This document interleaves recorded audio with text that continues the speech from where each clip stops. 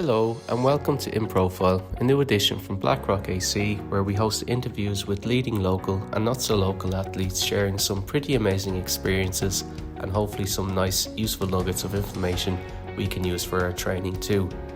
Firstly, I want to say thanks to Eoin Keith for agreeing and taking the time out for the interview. I would like to say a special thank you also to Blackrock A.C man Brian Shields for introducing us to Eoin and helping to arrange the interview. Also thank you to Melanie, Pape and Ted Burke for helping with the planning, conducting of the interview and the huge amount of work that went in afterwards too. For our first edition, we caught up with Irish legendary ultrarunner Eoin Keith. Having originally gotten into marathon running following some hiking activities with friends, Eoin took part in his first 50-kilometre race in the late 1990s. Since then, he has gone on to run some truly incredible distances, sometimes winning and even set new records in the process. Eoin currently holds or has held Irish records for 24-hour running, covering 284.4 kilometres, 48-hour road running, covering 343 kilometres, and even a 6-day running record of 815 kilometres. In addition, he has also held the world record for the fastest crossing of Ireland on foot, Mizen Head to Malin Head, in 3 days, 3 hours and 47 minutes. Eoin has taken part in some really amazing events over the years, including the Barkley Marathon, the UTMB, and of course, most recently winning the Winter Spine Race in January of 2022. He also won that in 2016, setting a new course record at the time, as well as the Summer Spine Race in 2021, another new course record. And he also completed and won the UTMB Oman race in 2019, setting a new course record then as well. So when it comes to ultra running, we feel it's fair to say that Eoin Keith is a pretty good source of advice and inspiration. A full list of his achievements can be found on his website, that's Eoin Keith, EoinKeith.wordpress.com. Or if you found this on our own website, it's blackrockac.ie/blog, and there you'll find a list of very useful articles, including this In Profile piece with Eoin Keith. And without further ado, let's talk to Eoin. So I guess when people think about you running, they're probably picturing it all wrong. You know, they're thinking you're running, you're going full hog for, I don't know, a couple of days or whatever it happens to be. And I was just looking at a photograph from the recent Montane Spine Race, and that shows you in heavy rain gear, and you're using 2 walking sticks to get around. In your own words, can you give us a little insight into the different techniques involved in this kind of long distance endurance running, please? Yeah, well, the spine is pretty towards one end of it, that's for sure, because that's both a multi-day race and it's in pretty extreme environment in terms of both terrain and weather. So you're right at the edge there of needing a big pile of gear, plus it has a big pile of mandatory gear, which is why I'm carrying quite a large rucksack. So that rucksack is mandatory gear, like a sleeping bag and shelter and cookie equipment, half of which I have no intention of using whatsoever, but if it's on the gear list, you have to bring it. But the stuff I'm wearing start to finish is the stuff like the heavyweight rain gear that you can see me on, dressed from head to toe, because it's the kind of race where you've got to get your gear right, otherwise you get taken out of the race by the environment, you know, and it becomes quite a serious issue. But people assume I'm kind of tough and hardy and well capable of dealing with the cold and the wet and so on. But my trick is actually, I'm a blue skies and sunshine person. I use the right gear to make sure that I don't get wet, I don't get cold or too wet or too cold. And that to me is the key, not to be able to deal with discomfort, but to factor it out. And that's what that's all about. So that's obviously running slower. Plus there's the obvious thing that, you know, if you're Usain Bolt, then, you know, pottering about the place, even though he's the fastest marathon runner in the world. You know, the longer a race is, the slower your pace is going to be, and that obviously applies to ultras. As you move to 50k, you're going to be, you know, 100k is going to be slower paced than that. 24 hours is going to be considerably slower paced than a 100k, and so on, all the way out to as far as you want to take it. Which longest race in the world, I think, is 3,100 miles. So that's I'll be run at not too far beyond the fast walking pace, really, but you know, still run. But you know, and one of the keys with ultra running in general is actually to figure out your pace for the distance and the terrain. And in hills, of course, it's much more about effort because your effort uphill and your effort downhill shouldn't be too different, but the speed will be massively different, despite Okay. So it's that getting the right level of perceived exertion for the given distance. I suppose it's the trick and the key there. So yeah, I would be capable of running somewhat fast when I was younger. I'm 53 now, so I've lost my top end speed. But just to give you an idea, I think the shortest distance that I had a measured time over was when I did the Ballycotton 10-mile race. I did that in 55 minutes, which isn't bad for 10 miles, So, Pretty respectable in fairness. yeah. So I can run at speed, but you can't run at that speed at an ultra because you No, just won't survive it. It's absolutely. quite Yeah. simple. Yeah. Okay. Okay. And would you mind telling me, how did you decide to move from a marathon to very ultra distances? Um, the marathon was my first race, first running race. I had been a hill walker and a marathoneer before that. Um, so after the marathon is when I discovered the first marathon. When I discovered I could actually run because obviously it's now clear I'm full of slow twitch muscle. So in school it was all fast twitch muscle sports. So I was the worst in the world as a result. So what I was discovering was marathon. Okay, long distance, that was good. So there was only one ultra in Ireland at the time, and it was the Hill Ultra. What's now the Morris Mullins Ultra. Um, and Morris himself being the organizer back then. And so I gave that a go and discovered that I was competing for the win. In the first year I did it, there was four of us competing for the win, and I came fourth. So obviously I was going to come back and try and do better, which I did. And eventually, really, really, one of my better races ever was when I finally broke the record on that one, which took many years to get to that point.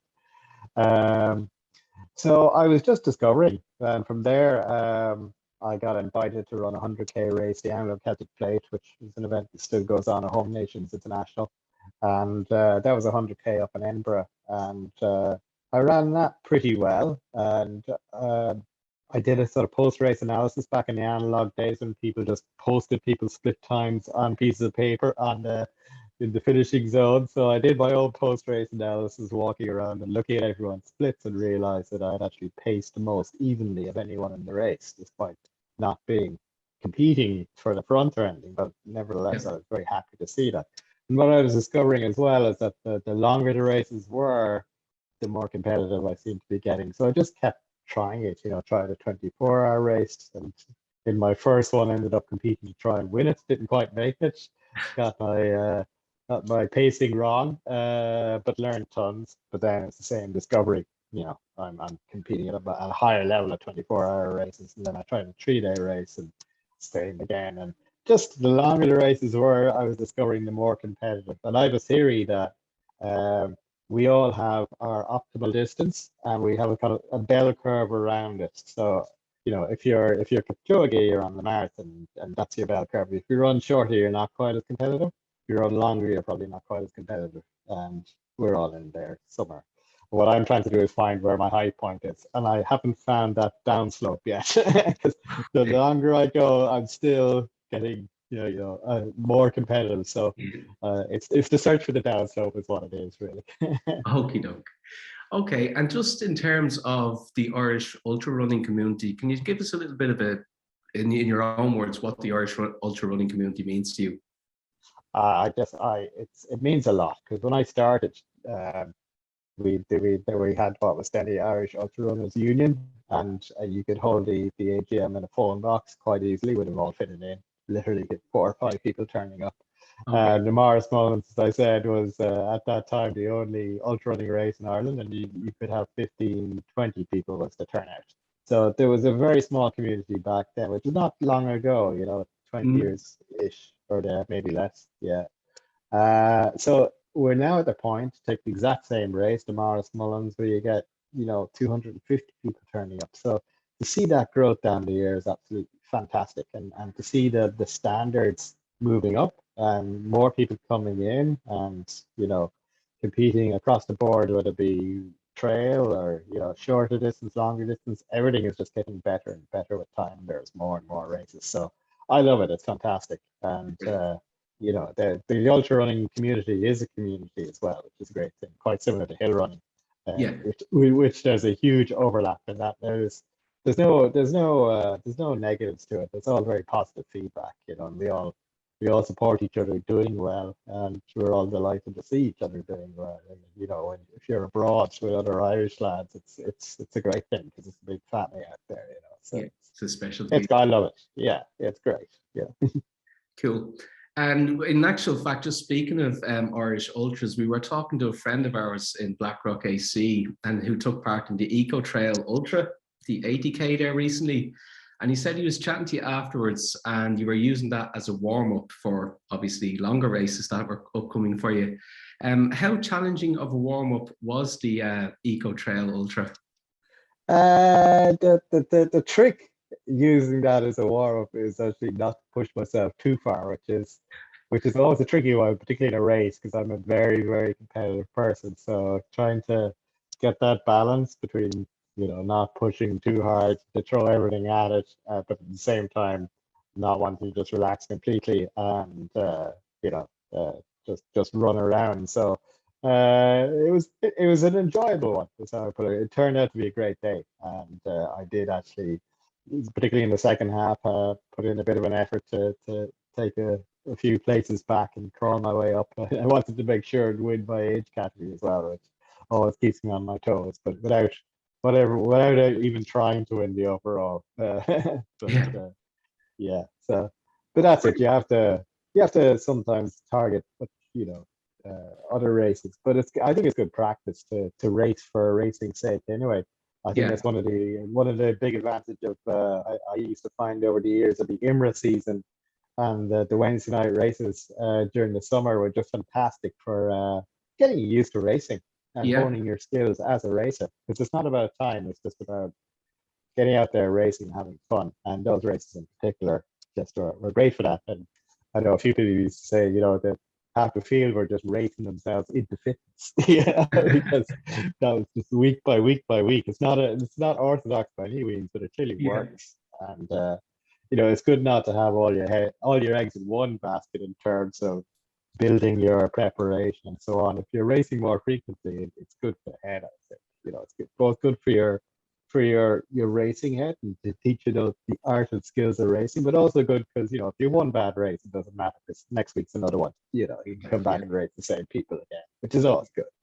Oh, absolutely. And a couple of us, we entered the IMRA races for the first time last year, and it was a very, I suppose, humbling experience, the different terrain that you're up against there. And that's a little phrase I stole from Ted. But we're going to just move on now to some of the more I suppose just factors to success. So we're going to be talking about training and different little nuggets like that we may offer readers and viewers. So if you want to take it away there, Melanie, for the first one, please. Yeah, so I have a few training related questions. And the first one is we were wondering if you have a training plan and what it looks like, and also if you complement your training with any non-running activities. So I don't have a coach. So plans tend to be made up in my own head. So I've broad targets. I don't tend to build up to specific races too much. Certainly not more than a week or two out generally, but sometimes a little more broadly enough. I know that my next big race is a road race. I'll slightly err more towards road running, whereas it's an off-road race, I'll slightly err towards more off-road running. But generally what I do is for any given race, I'll try and hit the obvious things, or any given week. Weekends, I'll aim to do back-to-back long runs, because I think that's good for endurance training. And you should work on your weaknesses. And my weakness is definitely speed. So I would aim to get a minimum of one speed session during the week, and on a good week, maybe two. And that could be either sprint intervals, standard club training and sprint intervals, or a longish tempo run. Everything in my ultra world is sort of a long version of an hour training type program. and then the rest fills in with easy runs in between. And for me, an easy run is going out in the evening for about 2 hours, and there or thereabouts. But I don't over measure is one of the keys, in that I never try and measure time and distance. So if I'm doing speed work, I generally know the distance. If I'm going for an easy run, I generally know the time I'm aiming for, or a long run, but I don't know what distance I'm doing. And if I'm doing the speed work, I'm not measuring what times I'm doing for each of the intervals. I'm just doing them at the effort I'm perceiving to target or whatever. So that's kind of the training program. It's quite loose, in terms of rest days. They find themselves usually. Either I'm feeling like I need a rest day, or real life intervenes. And in terms of non-running activities, well, I used to do a lot of multi-sports anyway. I used to do a lot of adventure racing. So I built in over the years a lot of non-running activities in bike training, which in those days the main ones were cycling and kayaking. And I've always found cycling is great, and I still do it, a lot of it, even now, because I commute to work by cycle. And now that we're in this working from home thing still, that commute involves going out to the shed and sitting on a turbo trainer for the equivalent amount of time just to make sure that I'm getting the exercise in. And it's cross training, it's working a different muscle set. I think it does make you a better runner, and I think it does help you prevent injuries. Kiting used to be great for building core strength as well. Really good way of building core strength, but I haven't been doing it for quite a while now because I haven't been venture racing in quite a while. But it used to. So now that you're saying that you don't really have a plan, or you don't really measure your distances, so could you say how much mileage you do per week, or is it really just how you're feeling and that you feel, okay, that was enough now? I would guess I do a lot more mileage than most people, but I would never measure it. So I couldn't actually tell you.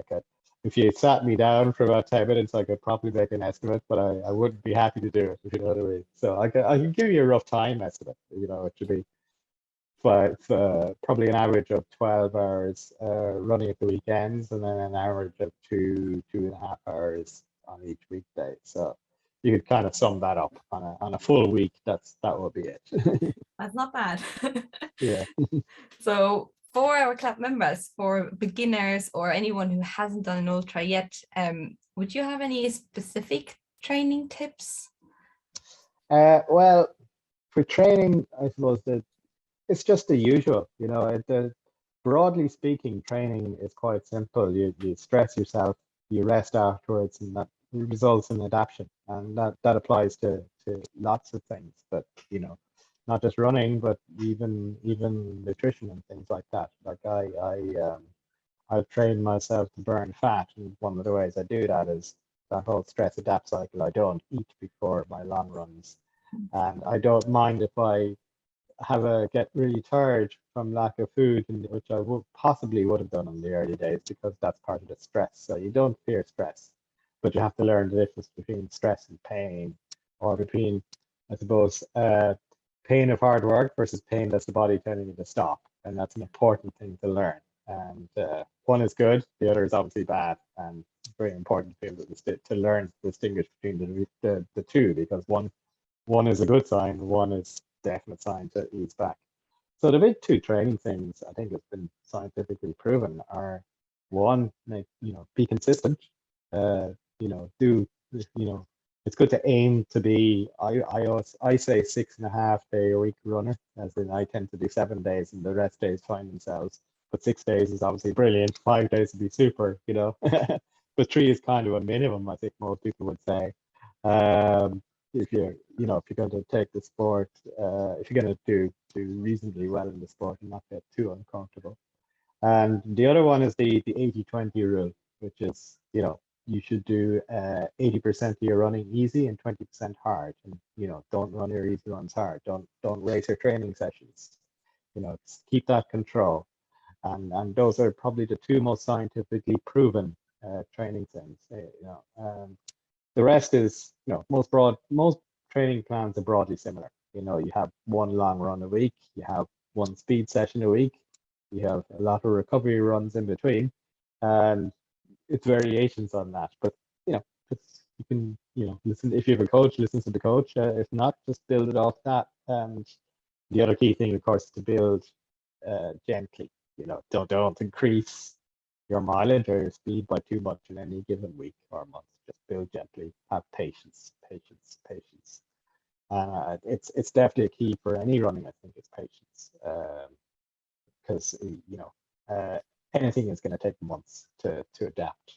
Whether it be if you're training for a marathon, it's gonna it's usually a 6 months program or something like that. If you're training to in my case, to run fat adapted, it's going to take you 6 months, a year to train your body and to get used to that. So patience, patience, patience, but it comes. I like that. Ted has the next question. Thanks, Melanie. So one of the things I like, it kind of goes back a little bit to some of the things you mentioned earlier, Ian, but although ultra running and endurance running are definitely sports that are growing and they're developing a bigger following over time, especially like with the help of the internet and social media, it's allowing a bigger audience to actually connect with the sports. I mean, they still remain, relative to other athletic disciplines, maybe like still a niche thing, although it's hard to say how long that'll be for. But as a result, I think maybe my perception would be that they're less well understood from a scientific human performance perspective than some other like shorter distance events.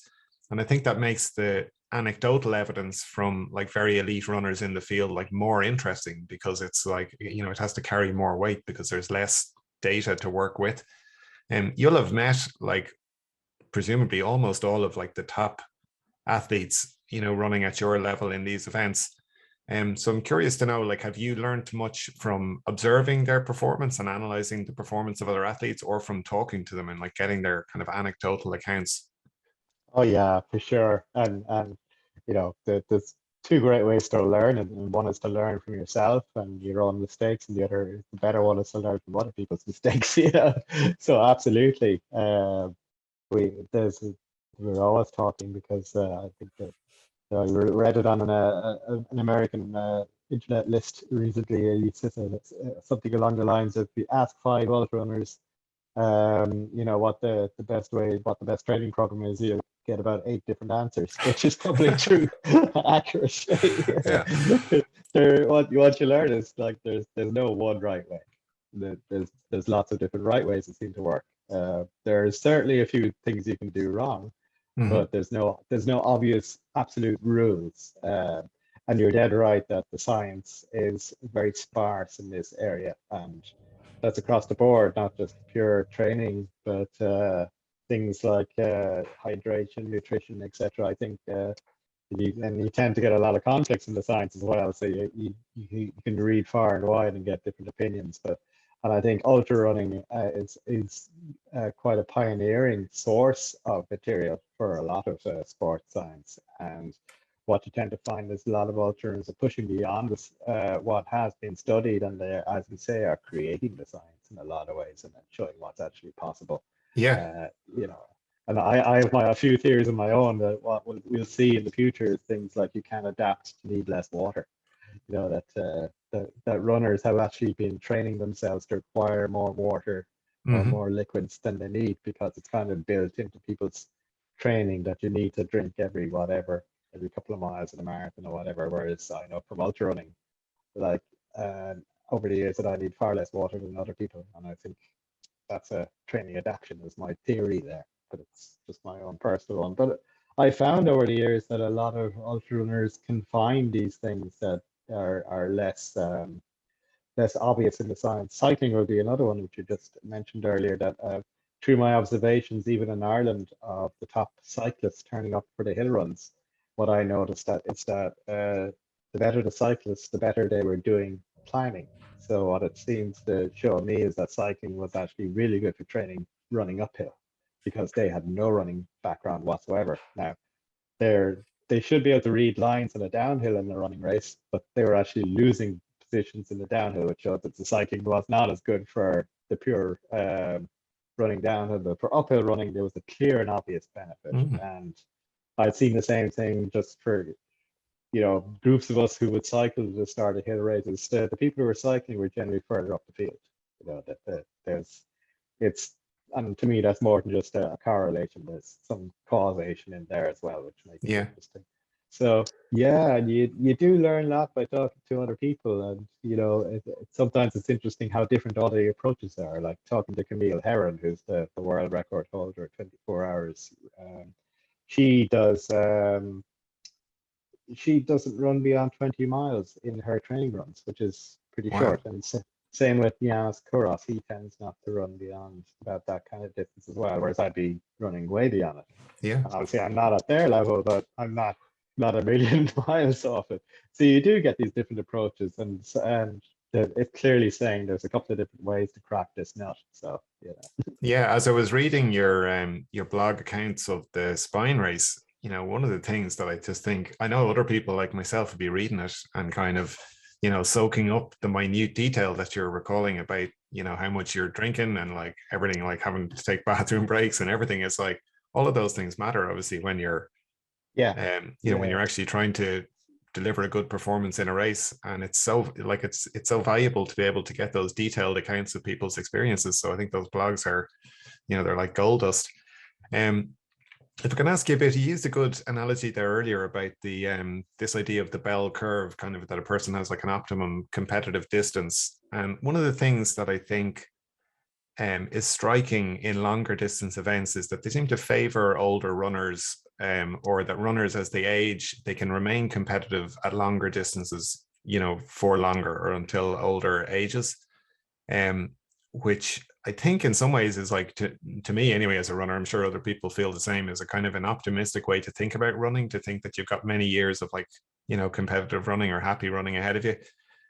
But taking your example of the bell curve, I mean, I kind of can imagine that the bell curve for a person like shifts over the course of their career, just as you'd see someone like Eliud Kipchoge would have, been competitive at the very highest level of 5,000 and 10,000 meters at one point, and then eventually migrated to the marathon.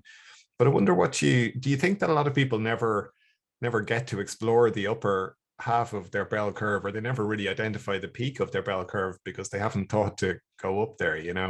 There's no doubt about that. Yeah, because if you're a successful marathon runner, I'm always looking at a lot of the successful marathon runners and thinking, I wonder how they would do if they switched up to 100K. And I know personally one or two of them would be excellent, and they kind of never did, which I regard as a bit of a loss. The likes of Barry Minnock, who was he's sub 220 marathon runner, but he actually raced a 9-day adventure race with me, and I know his huge distance endurance was fantastic. He was a natural at it. So for me, that's a lost opportunity. I think he could have been an even better 100K runner, but if he brought that marathon speed and mix it with his endurance. So yeah, for sure, there's a lot of people who don't ever explore, keep going and pushing it out. But it could equally go the other way. Some people start a marathon and never find out that they're really good short distance. So it could go either way. And even sprinting, a lot of people just they only sprint as training. So they could actually be superb short distance sprinters, but training. Do you think that over time, as the popularity of the really long distance kind of endurance events is growing, and the audience for it is growing, surely that's going to tempt more people into it? What do you think we'll see in terms of elite performance? Do you think that we're going to see different types of performances as some people who've never explored that area find their way there? Like, I mean, I heard the rumor that Kipchoge is considering, after he finishes his marathon career, that he'll explore longer distances, and it'll be obviously very interesting to see what he does. But do you think others are going to find their way up there, as the pioneers have shown the way now? I think the more people that are competing, obviously the better the chance that you'll find the top 10 people. But I'd say the bell curve again, in that it's both, it has a width and a depth. Like Kipchoge, his height is pretty high on that marathon. More, he's not just that it's his optimal distance, he's also the best in the world at it, or the best in the world that's tried it. So that's a very high curve. So as it tapers off, it's still going to be very high. So, quite possibly he will do great things in 100K or whatever he chooses to do, but quite possibly he won't, because as a friend of mine pointed out, if you want to find the best of the Kenyans, who are likely to be the best ultra runners, you shouldn't be looking at the guys who are the best marathoners. You should be looking at the guys who are not quite good enough, because they could be actually the ones who are approaching the top of the curve but not quite there. So you have interesting things there. And there has been occasions in the past where top marathoners have tried ultra runners and failed spectacularly because they just, it'd be like Usain Bolt trying to run a 5 miler. If he sets up at his 100-meter pace, then it's going to end in disaster. There's no two ways about it. So that is a trap for the fast marathon runners when they move across. And also, as I say, their bell curves are probably slightly out. But as ultra running becomes more attractive to people and people start exploring more, then you're going to find more natural talent. It's just the way it is. I think the only distance I reckon where we find that the true best in the world is probably sprinting, because every kid in the world sprints. Yeah. So I think we could say, Usain Bolt was the best in the world, because everyone tries it. But we couldn't say that about Kipchoge, because not everyone tries running a marathon, and we certainly can't say it about ultra, because it takes so much work and effort to get to the point where you can partake in an ultra that it's already filtered out a load of people who don't even try. So all we can say is that the best in the world of the ultras are the best people who try it. Whereas I think we could be a bit more certain with the really short distance. But it's an interesting one about you're saying as well about people getting older, because it's not just an old person's game. You do find younger people can do well in it as well, because they don't tend to try, because pretty obvious reasons that they generally get enticed into running by shorter distances, and if they're good, they generally stick to the shorter distances. So whereas as older lads, as you say, we tend to lose our speed, but we don't lose our endurance. And we gain wisdom, which is more the head becomes much more important the longer a race is. So the advantages of wisdom become greater as the distances are longer, so you can remain or potentially become more competitive as you get older with ultras, which is definitely useful, to say the least. And something nice to be able to look forward to happy runs in the future. I would always say give it a go as soon as you can, because you can't rely on it. Okay, we have a few questions on kind of how to overcome different challenges. Now, I think, Melanie, you're going to lead off on these, are you? I just have one more question about the training, because you've mentioned talent, experience, and training. But is there anything in your physiological makeup that you think helps with ultra running? And what attributes like cardiovascular or other do you think are an advantage? Well, I'm not a sports scientist, so I can't be definitive on my answer, but I do have a strong head, and I do a lot of analysis and thinking about it. So I definitely have opinions about all that. So I think natural talent, you gotta say, plays a huge role. I think it's unfair when people say, hard work will get you there. It won't necessarily get you there, because if two people do the same amount of hard work without natural talent, and that's just the way it is. And we're all capable of putting in the hard work, but unfortunately we can't alter our genetics. So good genetics in any distance is the key. And I think the interesting thing is trying to work out where your genetics take you. And as I say, it took me a long time. I was in my 30s before I discovered I could run, which is far later than most people. So that's just part of the story. And it's always good to explore and try things out that way. So genetics definitely plays a role, hard work definitely plays a role, and intelligent work. And that's huge. And I think in the ability to learn, as I've said it once or twice, is quite key. And the learning from yourself, learning to understand yourself and your own capabilities, really, really important, because then you start creating your own good feedback loops as you're learning. And you learn more from failure than you do from success generally. So don't ever be afraid to try and fail. For any given event or race or whatever, I always say take the first one as the learning one, and the second one as the competing one, because you learn so much from the first time doing almost anything. that you're bound to bring some kind of learning with it into your second race and then do better. It's almost inevitable unless you have a freakily good first go at it. And in my case, I'm still learning. Up to the last race I did, still learning things, still getting improvements on various things, and that's after 23, 24 years of running. So there's just no limit, and that's the key. Being open to it and being open to trying things is pretty important. Yeah, and like in terms of preparation, like for an ultra race, I mean, the marathon you can finish in 4 hours, shorter, longer, but like if you run for several days, what other preparation plays a role? Like the route, do you plan your breaks? How much or how important are those plans for a successful race? Um, it's hard. It'd be hard for me to say because some people can plan the hell out of it, but they just don't get the planning right, quite frankly. So it's not just doing the planning, but getting it right, which is easier said than done, as I say. Because in my case, a lot of it came from experience and getting it wrong over the years. It's how I learned to do it right.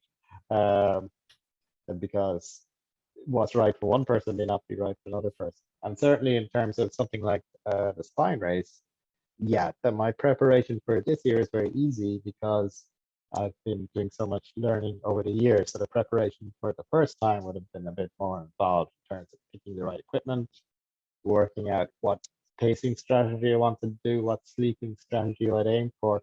But it's also very important for these longer races that to be able to think on the fly and modify it as you go, because it's the old Mike Tyson thing, it's all very well until you're punched in the face, and lots of races out there will punch you in the face.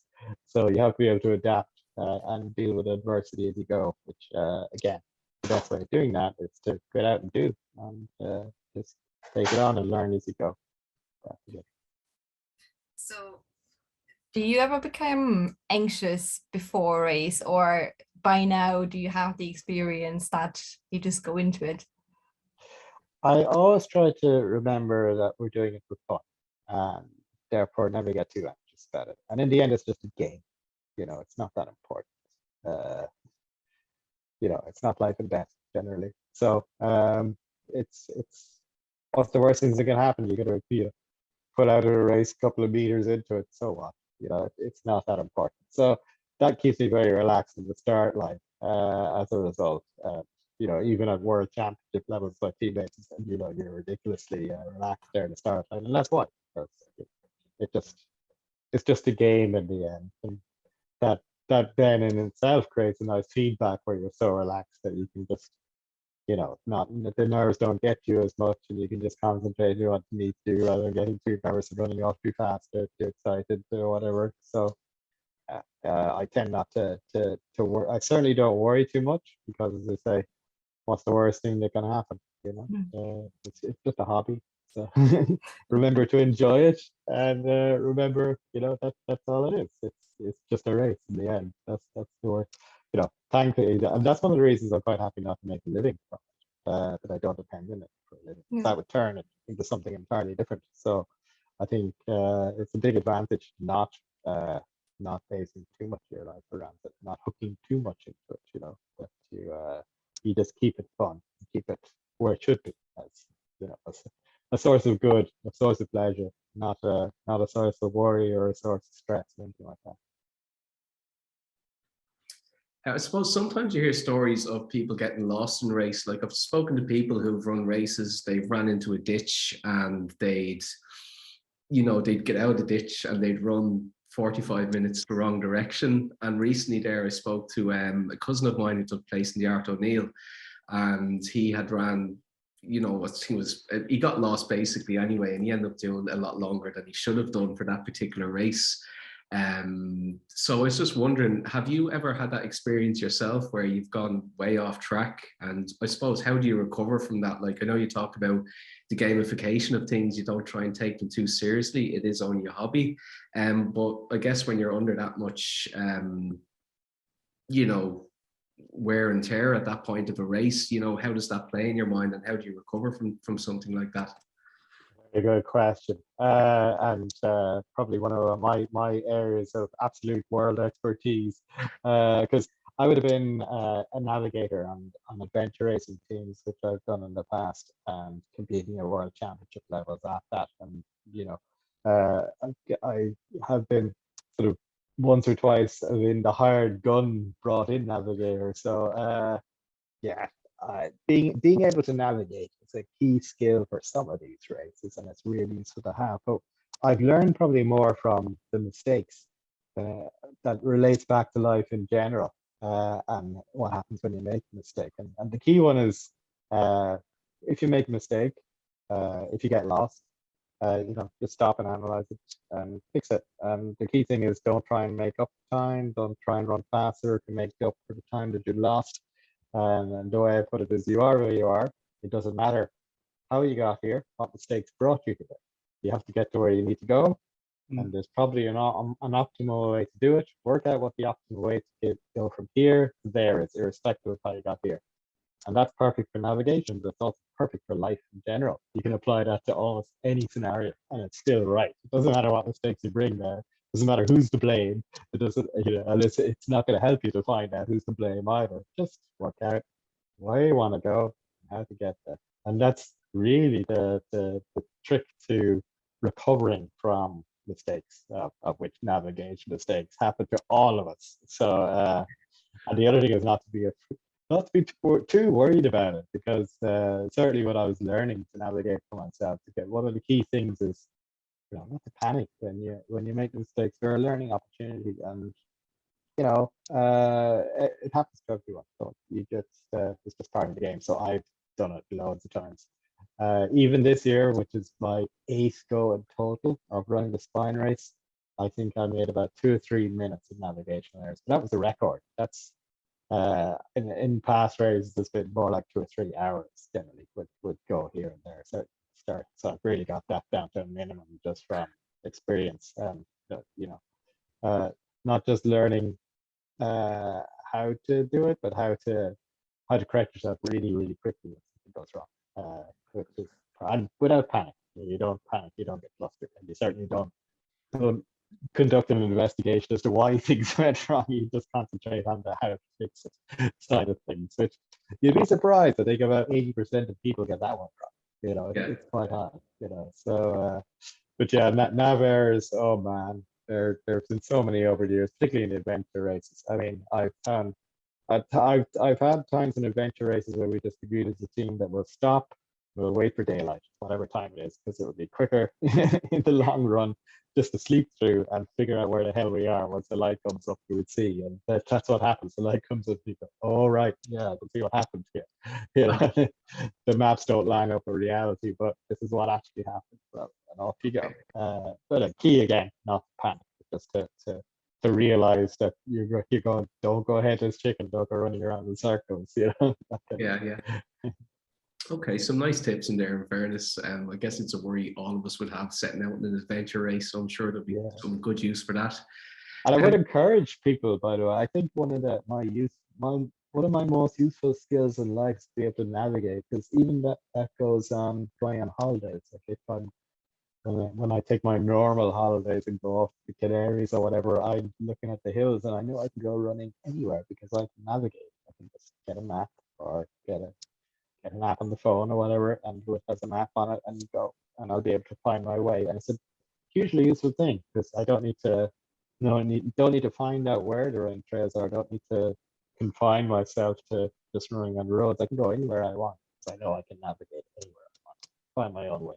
Really useful trait to have in life in general. And I'd strongly encourage people to get out there and just navigate, basically. And as I say, I've learned more from mistakes than anything else in terms of navigation. And just as I keep emphasizing, being conscious of learning from mistakes, and try not to make the same one twice. I don't mind making mistakes. I really mind making the same one twice. That's the big no-no.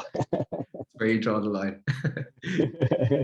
Okay, and just in terms then of, we're talking about being in the moment there, you've mentioned the fact that, you say, right, we're just going to sleep tonight, and, tomorrow will be brighter, and or in the morning, a few hours will be brighter, and we'll be able to see where we need to go. I noticed that a lot of this endurance would have a great lack of sleep, and food are just some of the factors that would be enough to question your sanity. Have you ever had any, like, really bad hallucinations, or have you ever had any kind of really, mental states that you thought you would have never come across, but you've pushed yourself to the limit at times that maybe you've experienced something? Yeah, yeah. Particularly in my adventure racing days, where I discovered on my first big adventure race that I could fall asleep cycling, which was a new experience for me. Wow. Woke up cycling into a ditch. So yeah, that was definitely learning that what you could do. And since then, I have fallen asleep in almost every sport in adventure racing over the years. So I falling. It's very easy. The easiest one to fall asleep in the side. That's what I discovered, and probably the most dangerous. Yeah. It's quite easy to fall asleep kayaking. One of the less dangerous ones because you get a very rude wake up if you get that wrong in single kayaking. uh, the water will wake you. But and it's I always used to think that you would never fall asleep running, but I actually have managed to fall asleep walking, which is pretty a surprise to me that I was able to do it. Wake up standing in the middle of a road or a track or whatever and wondering, well, what am I doing here? What's this? So yeah, I definitely pushed myself into some strange places. And I would say that sleep deprivation is probably the most uncomfortable single thing I've encountered in endurance racing. So I try and factor it out these days because I hate it so much. I just don't want to go through it. It's just not worth the discomfort for me, even at a competitive level, to get too deep into sleep deprivation. So I try and get my sleeping right during a race, and then I don't go so too deeply. And this is one of those things that there's no right and wrong way. You get lots of people trying different things in terms of race strategy, even at the deep level, in terms of sleep strategy, and it's all over the place what people are trying. So Joe Fages, who's probably the best current multi-day runner, takes a lot of short breaks, whereas I would tend to aim for less short breaks and a few longer breaks. And then from adventure racing, I'd see extremes of it. I mean, that some people would take 4 or 5 hours per 24 hours of sleep. And then there was one case a few years back where one team tried to run the world championships non-stop without sleeping, but they literally just competitively collapsed after about 4 or 5 days, not far from finishing and winning, but it just completely blew. They were out of it. Psychologically, they weren't on the same planet. Yeah. They had to stop, and that's what you don't want to do, really. And there's a fine point there. You can push sleep, and obviously you'll gain competitive advantage because you're moving rather than sleeping. But then, to what extent does your speed drop off, sleep deprivation, so that you start losing the advantage? And trying to find those points, you got to find them for yourself. And there's no right answer. Well, there is probably a right answer, but finding it, that's the hard bit. There's no global right answer. It's the right answer for you, which is the next problem. And again, there's very little science on this. There's a lot of theory, but there's almost no, because it would be quite cruel to experiment on people. The sleep deprivation is a form of torture, not a science experiment. So it is literally a form of torture. So I'm not sure you'd get ethical permission to run too many experiments on this. There have been some, and what it does show is that sleep deprivation is very effective torture and highly detrimental to your physical and mental performance. So yeah, it's always interesting to watch it go. And I've had some really, really, really uncomfortable times in races with sleep deprivation. And as I say, I avoid it like the plague now if I can, by trying to get my sleep strategy right. Okay. There's an Irish saying, which unfortunately I don't know the exact wording of it, but it's something like time, it's not wasted time to sharpen your scythe, meaning that, like, you might spend the hour or two on getting some sleep, but you will get it back in terms of your performance. Absolutely. which I think is definitely food for thought. While we were researching before the interview, we were having a look at the various videos that were available on YouTube, and I was reminded there when you were talking about the experience of, like, having to hunker down at night and wait for daybreak. One of the videos is a nighttime encounter that you have with a man called Rastaman Ralph. Do you remember that Uh, encounter? There's a great I YouTube video about it. do. I do, and yeah, it's a funny one to watch because it was quite a surprise when I met him. That was in the middle of the summer race last year, and I passed through the same point before, and there was usually nobody there, so that was a surprise that there was someone there. And yeah, I remember after all that running away thinking, "Geez, I hope that video goes out because if I tell people about this, they're just not going to believe me."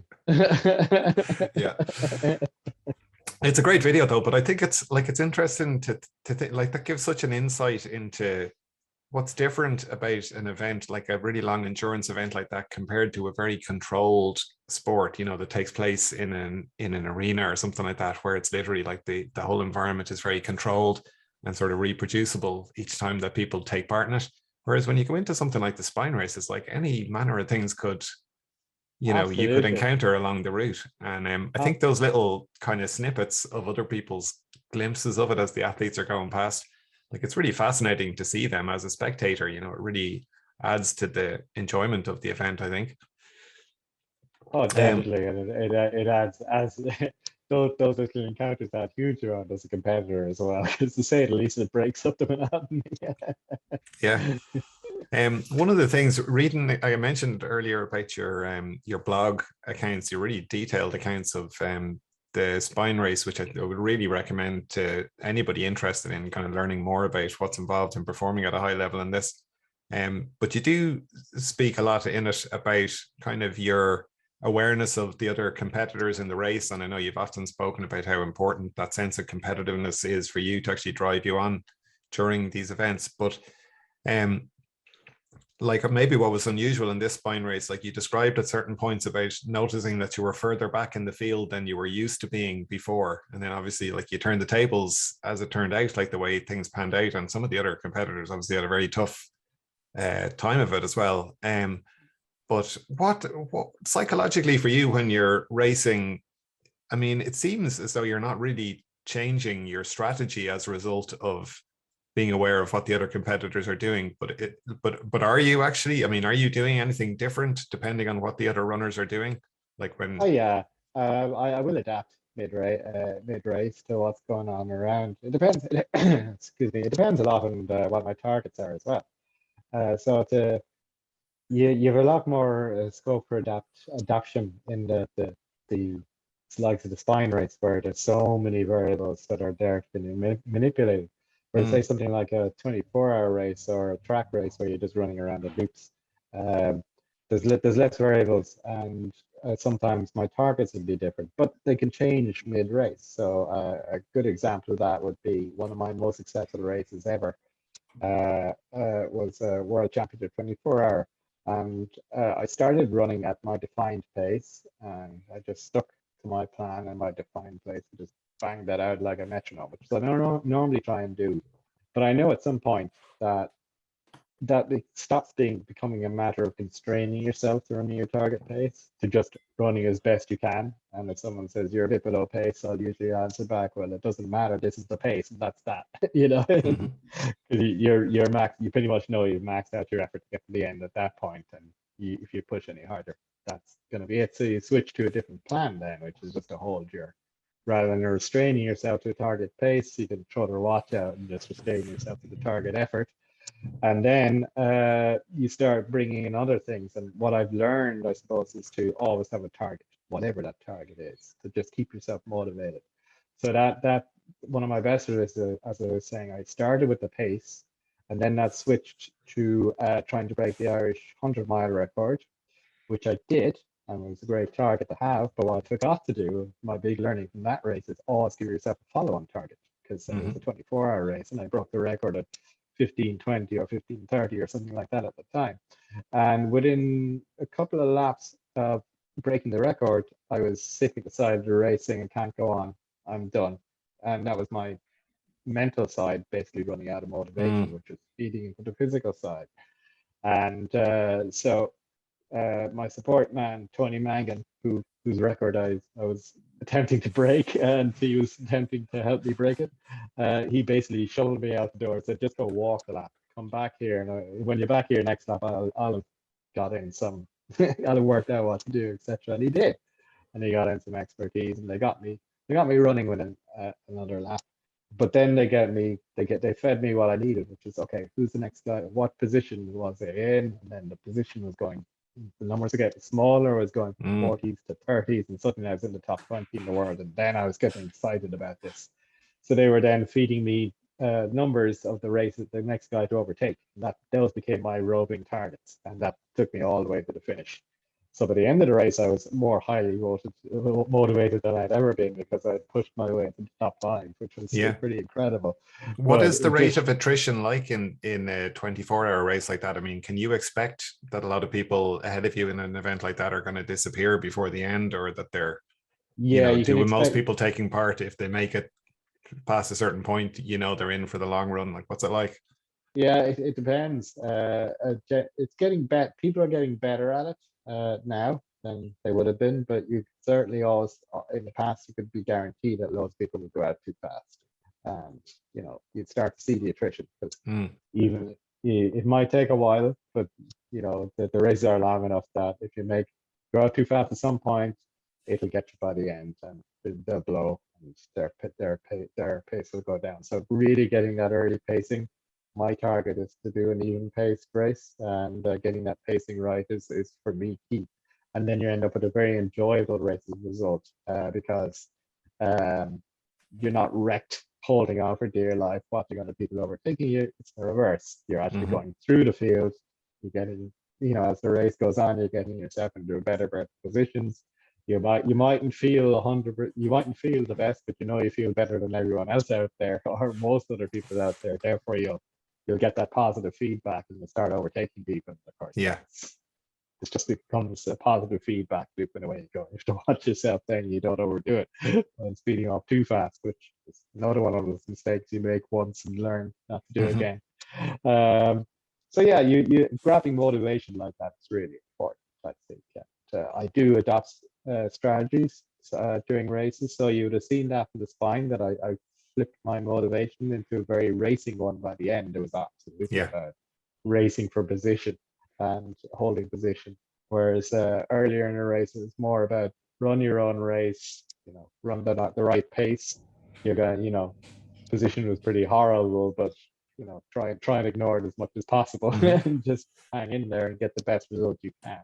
But as you saw by the end, it was very different form of thinking. And yeah, I do sometimes, again, it depends on the race. In a 24-hour race where times count, because you can get a PB, it's a set distance or set event like any other one. So PBs are worth going for, records are worth going for. So you might ignore what everyone else is doing, knowing that if you can get your best time, your best position will fall out, which I always say anyway. But sometimes in a race, I might adapt to actually race people, and to hell with the finishing time. I just want to beat this person in front of me. I might do some crazy stuff to do that, and start employing psychological or psychops, which I really love, and it can be great fun out there. And I've done that a few races. I did it against Eugenie about 2 or 3 years ago, where I totally outcycled him and took him out of the spine race. And how do you go about that? I mean, what's in your psychops armory there? Well, I'll give you a few examples over the years. One I had in one of the last marathon races I did, which was an off-road marathon. So I didn't have many aid stations. The group of 4 or 5 was leading out the race. So we're coming up to the first aid station, which is quite a long way in, probably 10K or so. And group of about 5 running fast along in the lead. So what did I do? I accelerated through the aid station to the maximum pace I could possibly manage. The thinking being, either the guys behind are probably planning to stop at every aid station and take a drink or whatever, and I was going too fast for anyone to grab a drink, certainly too fast for anyone to drink while doing it. So the idea is they either stop and stick to their plan and break the elastic band when I'm gone out the door, or I break their plan, and now they're in psychological trouble because they're missing an aid station. So that's a simple psychops on a network. Interesting, by the mid-8 station, that was just two of us. He stopped there, I didn't. Out the door, gone. And my first multi-day race was a 3-day race in Arizona called Across the Years. Great fun. Across the years, because it literally crosses the years. You start in one year, you finish in another, you go through the year's day during the race. And the leading runner, Joe Fage, is top American multi-day runner, and he was a couple of miles in front of me. He went to sleep. When he woke up, I'd halved the gap, so he kind of panicked, and he ran behind me because we were on laps, but he was whatever, however many laps ahead. So he knew that if he just stuck behind me, I couldn't overtake him.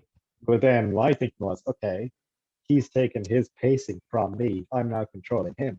He's handing me the remote control. I'm going to try and use that remote control to break the television set. So I similar thing. I took the pace up to maximum and ran through the 8 stations without any stopping whatsoever. My thinking is I'm better at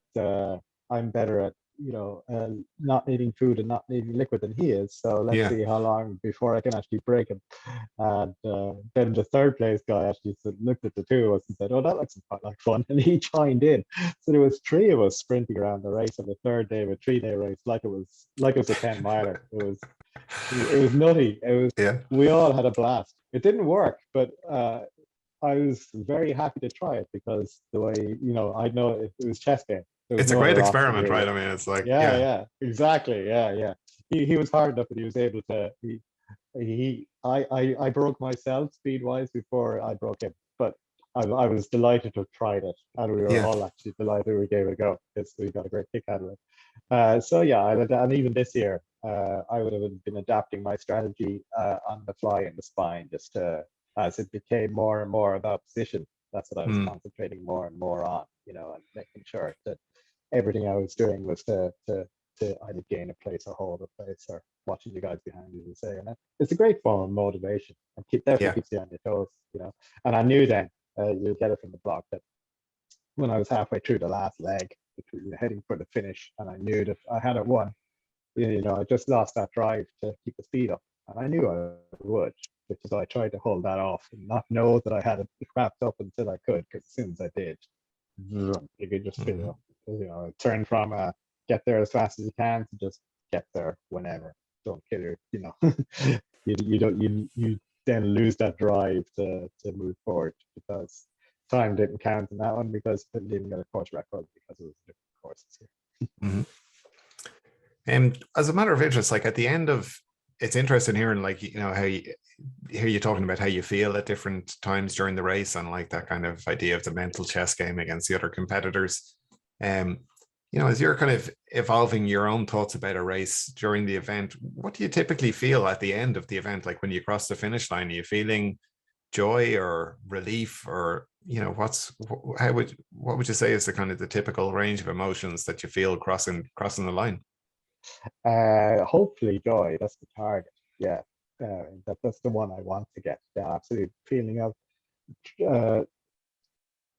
not just joy, but that you've been aiming for this for so long. You've been training towards this. A lot of your life is oriented around doing is to get yourself where the point where you can get your best performance here. And when it falls out, you gotta relish that. You gotta embrace it as much as possible. And I do try to, and most times it comes naturally anyway, because particularly if it's a hard fought race, and you get a result that you're very happy with, and it doesn't have to be winning, it can be any result, but as long as it's here, as long as it's a result you're happy with, then I really want to embrace that happiness. And even if it goes wrong, try and remember to learn and get as much out of it as possible when it goes wrong. And that's one thing I do try and in for, that no matter how disastrous it is, that I pull something positive out of it. That's usually the learnings for the next one.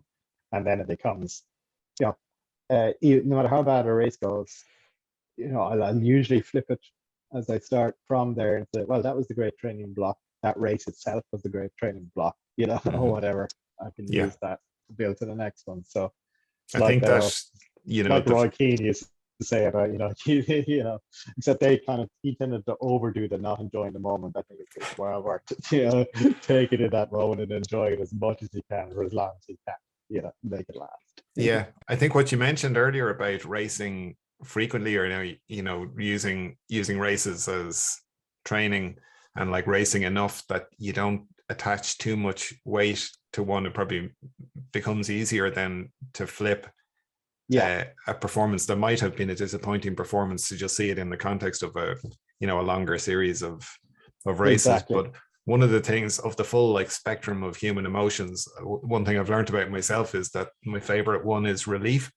So if I'm running a race and I have to kind of like erode my goals as I go through the race, I'll bring it down as low as it needs to go, so that I'll still be relieved when I cross the line at the end.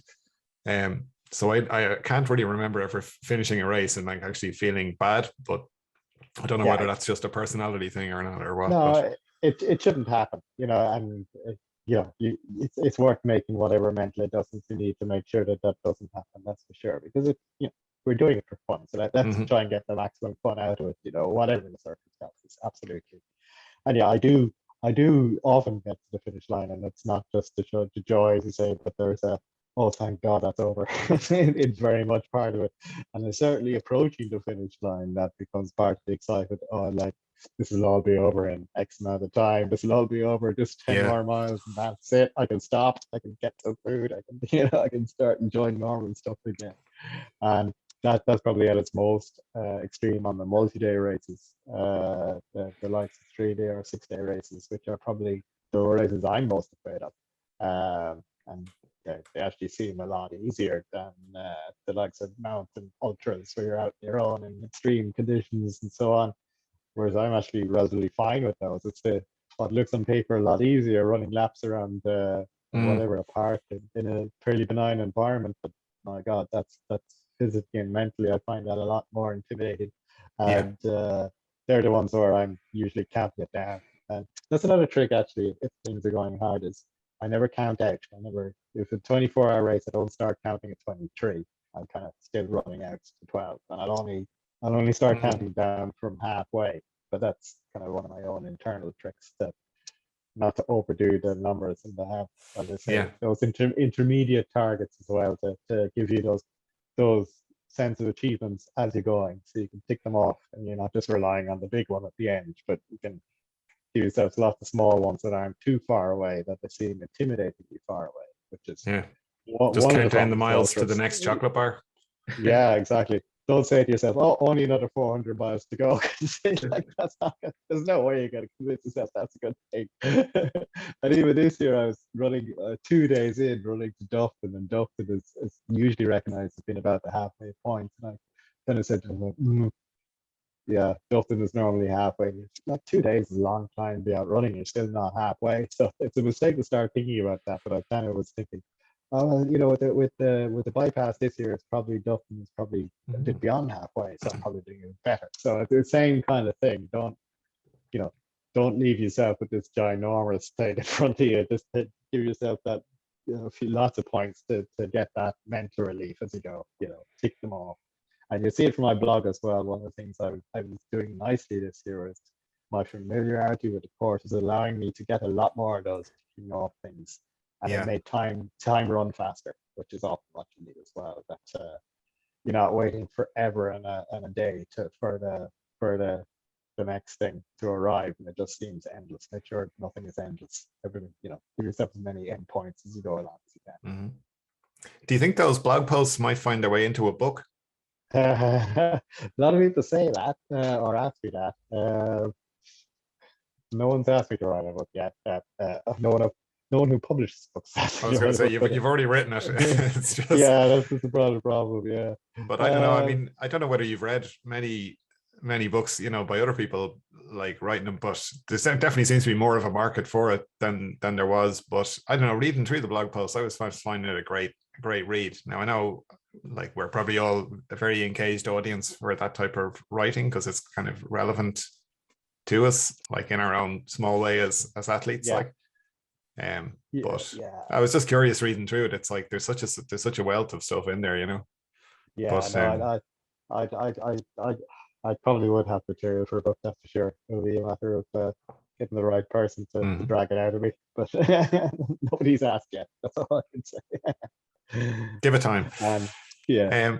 So I think, James, do you want to move on to the quickfire?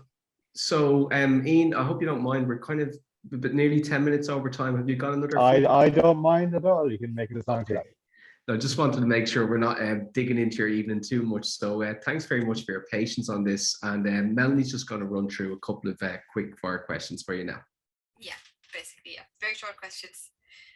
So what is your favorite running film or book?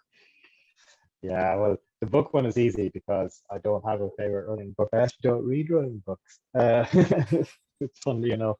I have too many other hobbies and too little time to be reading books about running. So when I read about running, it tends to be scientific type articles or running articles in the press or on the internet or whatever. And they can come from all over the place, or just stuff I'm Googling for myself if I'm researching particular topics or whatever. And yeah, race reports from people I know or things like that. Yeah. But I have not read, actually, I can't think of a single long form running book that I've actually read, believe it or not. Running film. Again, I wouldn't go looking for running films, but oddly enough, my favorite running film is probably a film I first watched long before I had any remote interest in running, which is a very obvious one as an answer, is Chariots of Fire. But I still think it's one of the great running films. And now that I am a runner, I just get a lot more emotion comes out of it too. I get even deeper into it. But I would have loved that because Vangelis's music is a huge part of that film when I first watched it, because I was a huge Vangelis fan from about age 5. So the film meant even the film score alone was enough. It's still some of my favorite music. But now that I'm a runner, the story just resonates way more as well. So I love it. There's an awful lot to it. It's great film. There's a few others as well, but that's still the standout as far as I'm concerned.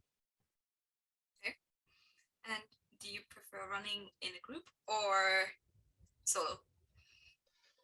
It's I would probably err towards preferring running in a group because it's nice to have that social aspect. But having said that, I probably do 99% of my running solo, and I'm very comfortable and happy with that. But then running with people becomes a great contrast, and I love the social aspect of it. But one of the beauties of running is that it is a solo sport, and you don't need other people to do it, as opposed to team sports where you become dependent on other people.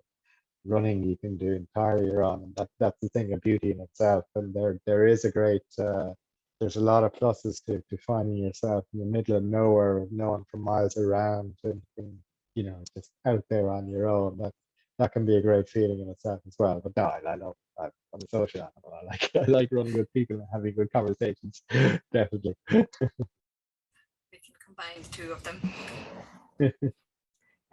Do you actually ever run the park run? No, just because it's probably too short for me. The shortest distance I've ever raced and had a time over, as I say, 10 miles is the shortest I've run. Seriously, the shortest distance I've ever got a time for is 5 miles, which is the Raheny 5 miles. And the reason I don't count it is because it was my second race of that day. I'd run a hill race in the morning and won it. And I went with a group of people from the hill running just over to Raheny to just for a bit of fun. And that was years back. And still managed to race it and have a good time. But obviously, I could have done better if I hadn't run a full-out race effort in the morning. So. Great race though. So who's your sporting hero?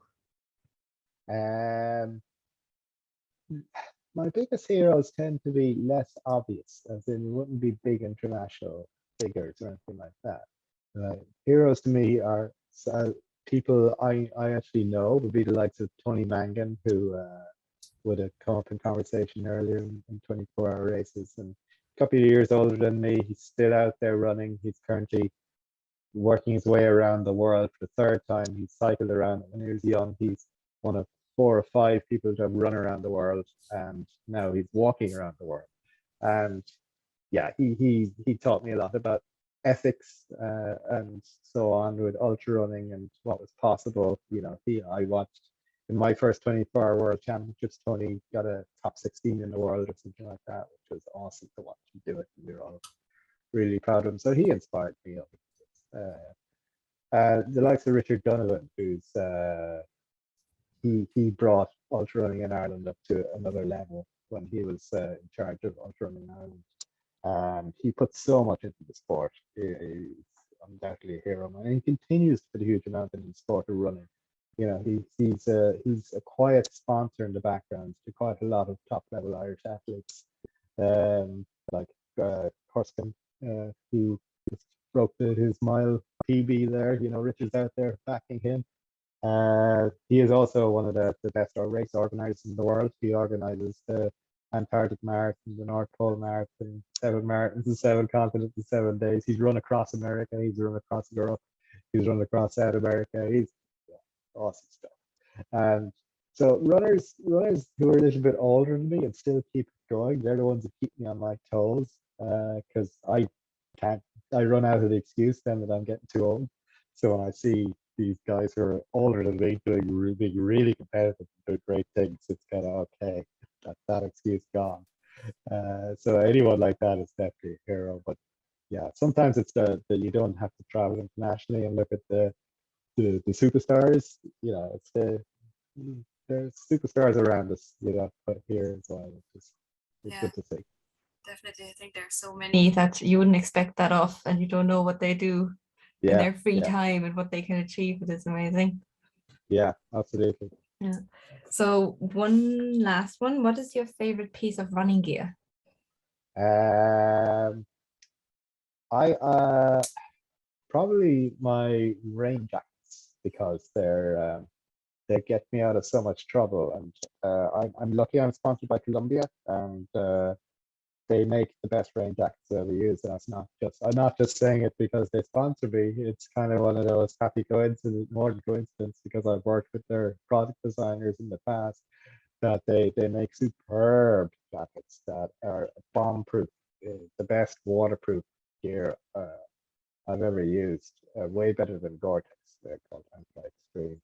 And that's what you see me wearing head to toe in the spine race. And yeah, as I say, I'm a blue skies and sunshine runner, so I rely on the gear to keep me comfortable. So the gear that works best is that kind of gear. That's the outer layer, providing the ultimate comfort for me. And when I'm training half the year, all through winter, you know, I'm wearing a waterproof jacket pretty much all the time.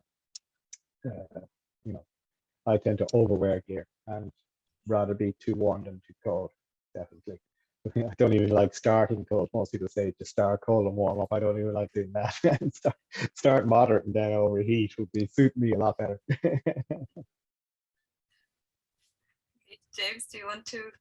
Yeah. So just the last few then, which Irish ultras are unmissable, and which one would you recommend to a first timer in Ireland? Well, nothing's unmissable, but there's a lot of really good ones.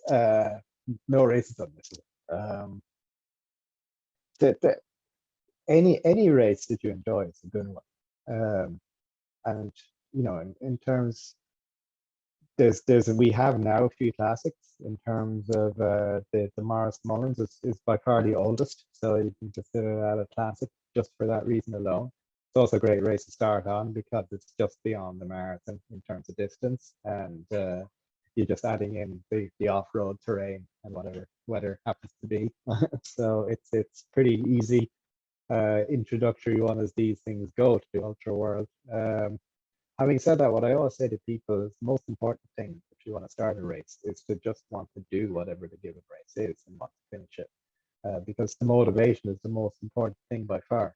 So just like if you want to run a marathon, you don't have to start by running a 100-meter race, then running a 200-meter race, then running a 400-meter race, and working your way up. You know, if you want to run the spine race or something ridiculously, outrageously long and seemingly hard like that, you don't need to start by doing a 50K and then 100K and then whatever. You can, if you're motivated, you go do what you want to do. If the motivation is the key thing and the drive to do it, you're more likely to fail the shorter one if it's only a stepping stone to the bigger one. Just go straight to what you want to do. That motivation is really important, and don't be afraid of it. Because it's all unknown to us until we do it. And that applies to me as much as anyone. I've spent my career stepping into the unknown, and just the key thing is just to want to do it and go do it. Like there's so many good Irish races, it would be really hard to single any out. Like I love the history of the Art O'Neill. It's a great race for that. I love the Kerryway Ultra. It's a superb course. Then I love the purity of the 24-hour. So any 24 hours, it's a great purity to it, and it's a surprisingly complex test in its own. And to me,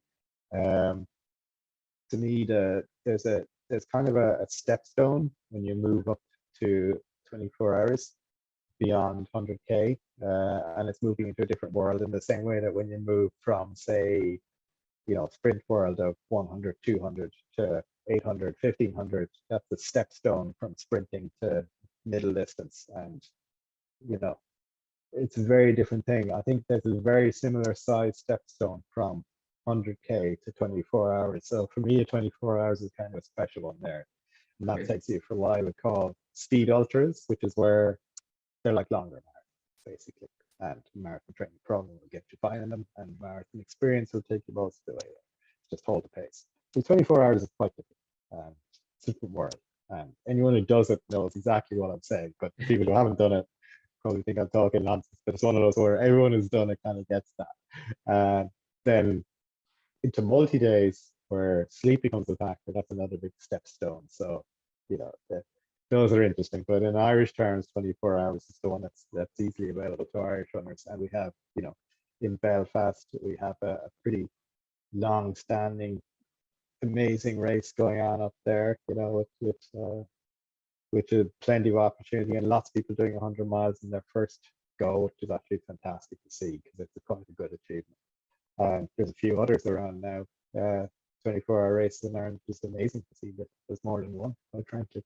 And we definitely, as a nation, we're shooting way above where we should be there, which is fantastic to see. So many races around. There's just try them all. Just get out and do one anyway. Yeah, says you just do exactly. it. And I was chatting to somebody there during the week who said basically if the UTMB was 2 laps that you would 100% win it. So I just wanted to ask you, do you think if it was 2 laps, would you have a much better chance of coming first in it? But if everyone else only did 1 lap, yeah. But no, the problem of the UTMB is it's by far deepest field of any ultrarunner, trail ultra out there. A lot of races, even big iconic races like the Western States or whatever, would have maybe 10% of the level of top runners that the UTMB has. The depth is just way out there. So no, I couldn't compete with those runners. If a UTMB was twice as long, it would just attract the best. And I'm not at that level. But I would definitely do a lot better. Because I suppose the UTMB twice as long was probably the Tour de Gaunt. It would be that race actually. And I've done the Tour de Gaunt, and I've been more competitive with Tour de Gaunt, where I've got finished 15th at that in my first go, and got sick in the middle of it. The second goal was still finished, even after going and trying to recover for about 6 hours. It still came 30 or something, which is pretty good. That's actually twice the distance and 3 times the height. So it's and it's a brilliant race, Tour de Gaunt. Oh my God, it's absolutely an amazing race. I used to rank at #1 until I did Barkley, but Barkley just steamrolls everything in terms of what's your favorite race. I would do better. I'd definitely do a lot better if the UTMB was twice as long. And the spine is kind of proof of that. Where if you cut it in half, I would have finished 6th. Whereas give it a full dent, I win it. So yeah, it's definitely in terms of when it becomes a war of attrition. Unfortunately, I'm good at it because I say unfortunately because that means going through a lot of pain.